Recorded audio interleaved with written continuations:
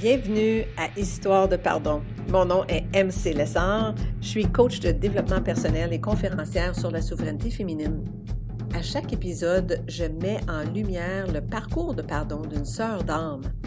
Qu'elle ait pardonné ou qu'elle n'ait pas pardonné, je lui donne le micro pour qu'elle partage son cheminement et en ce faisant, qu'elle inspire le vôtre.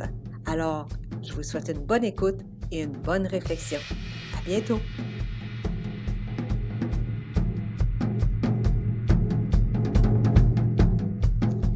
Le pardon. Un gros sujet. Oui, un gros sujet. Un sujet super important parce que ça touche tout le monde. C'est pour ça que je veux en parler. L'année que mon fils Frédéric a eu 11 ans, on est déménagé de l'Alberta à l'Ontario. Ça l'a brassé pas mal. Il avait de la difficulté à s'adapter. Il s'est fait intimider à l'école. Il est devenu rébarbatif. Il pleurait souvent.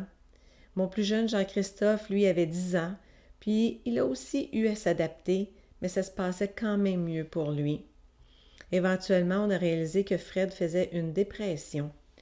3 ans plus tard, à 14 ans, il a fait une sérieuse tentative de suicide, mais heureusement, on l'a réchappé. Au cours des 6 années qui ont suivi, Fred a connu toutes les nuances de la grisaille de l'esprit. Il s'est automutilé, il s'est automédicamenté, il a décroché en secondaire 4, il a changé d'école à maintes reprises, il a pris 100 livres en 1 an, il a perdu 130 livres dans les 3 années qui ont suivi.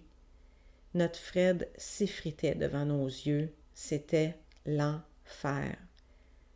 Quelques jours après son 20e anniversaire, l'inévitable, Fred s'est enlevé la vie.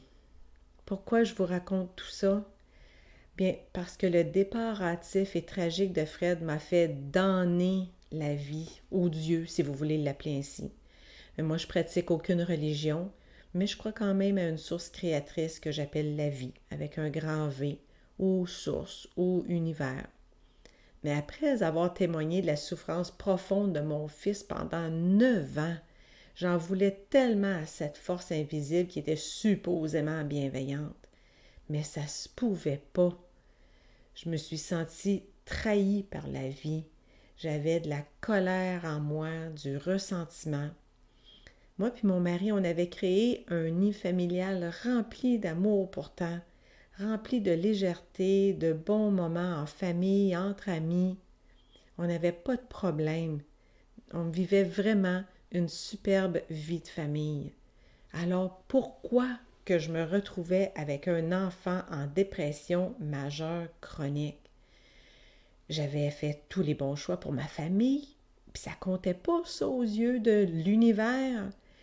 Pour moi, l'histoire de Fred en a été une de trahison, mais de trahison la plus cruelle. Il n'y avait aucune logique dans la dégringolade de mon fils, puis j'en ai voulu à la vie, comme ça, je peux même pas l'exprimer. 2 ans après la mort de Fred, le poids du passé me pesait sur les épaules. Le ressentiment et la colère qui s'étaient enfouis dans des petits tiroirs qui, à tout bout de champ, sortaient dans un éclat pas rapport. Mon corps me parlait. J'ai développé une maladie auto-immunitaire. Ma qualité de vie prenait tout un coup. Avant Fred, la vie m'avait présenté d'autres défis. Ma famille était dysfonctionnelle, mon père était alcoolique, puis ma mère se soumettait à sa violence. On était pauvres. On peut dire que j'avais eu une enfance peut-être pas tragique, mais quand même très insécurisante. Mais tout ça, j'avais été capable de le pardonner et avec peu d'efforts. J'avais pardonné mon père, ma mère, mon frère qui avaient abusé de notre générosité à un moment donné. Avec Fred, c'était une toute autre histoire. Je n'étais pas capable de pardonner parce que j'avais l'impression que j'avais fait tous les bons choix, mais que rien n'avait compté.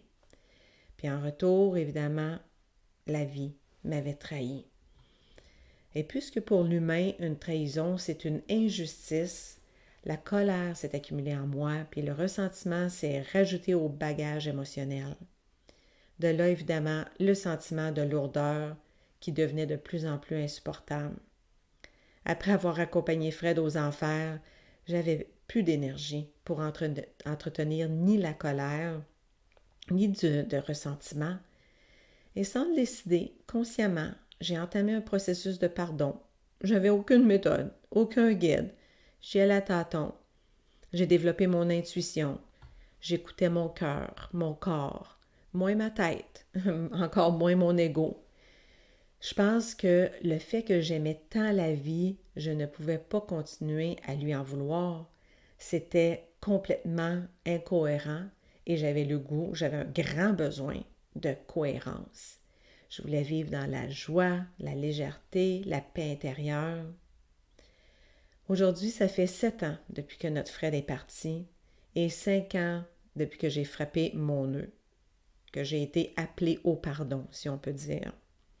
Et maintenant que ces choses accomplies, je me sens tellement plus libre, plus en paix, plus légère, plus joyeuse. Exactement ce que je voulais.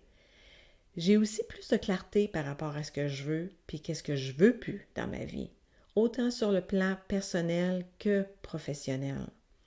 Et c'est pour toutes ces raisons que je vous offre humblement ce nouveau podcast, Histoire de pardon, à travers les cheminements de mes invités qui se dirigent vers le pardon ou non, parce qu'on a le choix, j'espère inspirer le vôtre. Honnêtement, c'est clair que j'aimerais que toutes les femmes, mes sœurs du Québec puis de la francophonie canadienne, européenne et africaine qui risquent d'écouter ce podcast goûtent au bien-être qui suit le pardon. Mais je sais que certaines d'entre vous ne sont pas prêtes ou ne se sentent pas capables de pardonner. Et savez-vous quoi? C'est correct. C'est votre choix. C'est votre vérité à vous et elle est valide. J'espère vraiment recevoir des invités qui n'auront pas pardonné parce que mon désir le plus sincère, c'est d'explorer le non-pardon et le pré-pardon autant que le pardon lui-même. À date, j'ai des invités qui ont vécu l'infidélité, le divorce, l'inceste, l'injustice et plein d'autres situations difficiles qui provoquent toutes sortes d'émotions, la rancune, la colère, la honte, la culpabilité, l'amertume, la déception et j'en passe.